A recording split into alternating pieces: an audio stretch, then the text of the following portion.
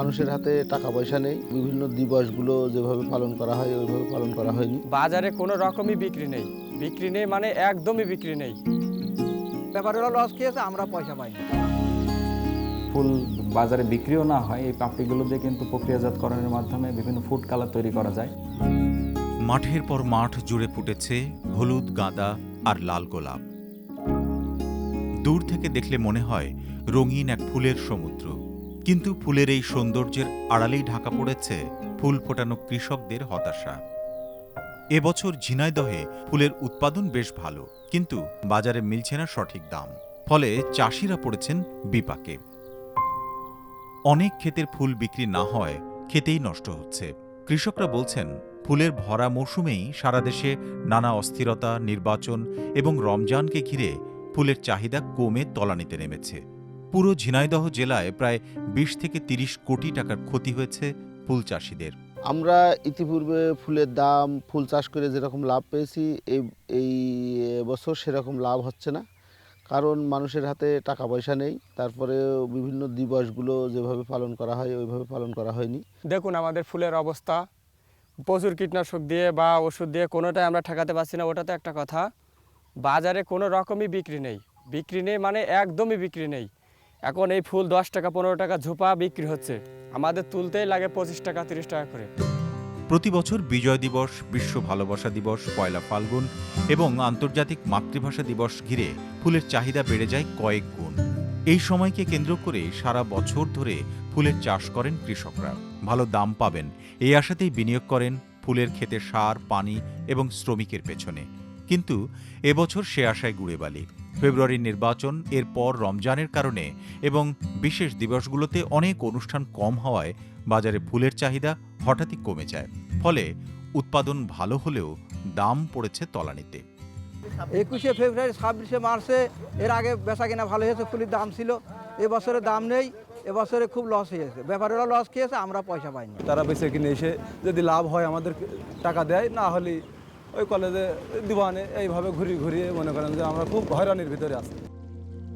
ঝিনাইদহ জেলার শত শত ফুল চাষির অবস্থা একই রকম। অনেকেই ফুল বিক্রি করতে না পেরে খেতেই ফেলে দিচ্ছেন। কেউ আবার ঢাকা সহ দেশের বিভিন্ন স্থানে পাঠিয়েও কাঙ্ক্ষিত দাম পাচ্ছেন না। ওই দেখুন একটা ভুঁই দেখা যায়, এগুলো সবই আমার ক্ষেত। এমন একটা পরিবেশ যে আমরা বেচবো সেই লাইনটাই নেই, আর যে নিবে কোনো, আমরা ভেবেছিলাম যে কমসে কম নির্বাচনের পরে তো আমাদের একটু বিক্রি হবেই হবে, কিন্তু নির্বাচনের পরে তো আমাদের বিক্রি তো দূরের কথা, আমরা সবাই শেষ। বাজার ধসে ফুল চাষিদের স্বপ্ন ভেঙে গেছে। আগে যেখানে ঝিনাইদহের গান্না ফুল সেন্টারে প্রতি ঝোপা গাঁদা ফুল ১,০০০ টাকায় বিক্রি হয়েছে, এবার সেই ফুলই বিক্রি হচ্ছে মাত্র ৮০ থেকে ১০০ টাকায়। ফুলই ধরেন প্রথমতে লাগানোর পরে সার মাটি দিয়ে খরচ করে 100 টাকা ঝোপায় খরচই হয়। দেখা যাচ্ছে 200, 300, 400 বেচতে লাভ হয়। নির্বাচিত সরকার এসেছে, আগামী দিনগুলো যদি রাজনৈতিক পরিবেশ ভালো থাকে তাহলে 26শে মার্চ, পয়লা বৈশাখ আমরা ফুলের ভালো বাজার পাবো। আমাদের সরকারের কাছে আবেদন যে রাজনৈতিক পরিবেশ সুষ্ঠু থাক, দেশ ভালো চলুক, যাতে আমাদের ফুল সেক্টরটা অন্তত ভালো উন্নতি করে। গত বছরের তুলনায় এবার ফুলের বাজার অনেক কম হওয়ায় এখানকার ফুলের পাইকারি ব্যবসায়ীরা বলছেন, ঝিনাইদহ থেকে ফুল কিনে ঢাকা, সিলেট এবং চট্টগ্রাম সহ দেশের বিভিন্ন স্থানে পাঠান তারা। কিন্তু এবছর কৃষকের মতো লোকসানে পড়েছেন ব্যবসায়ীরাও। কিন্তু আমরা আশা করছি সামনে পয়লা বৈশাখ এবং 26শে মার্চ আমরা ভালো একটা পাব, কারণ নির্বাচন হয়ে গেছে।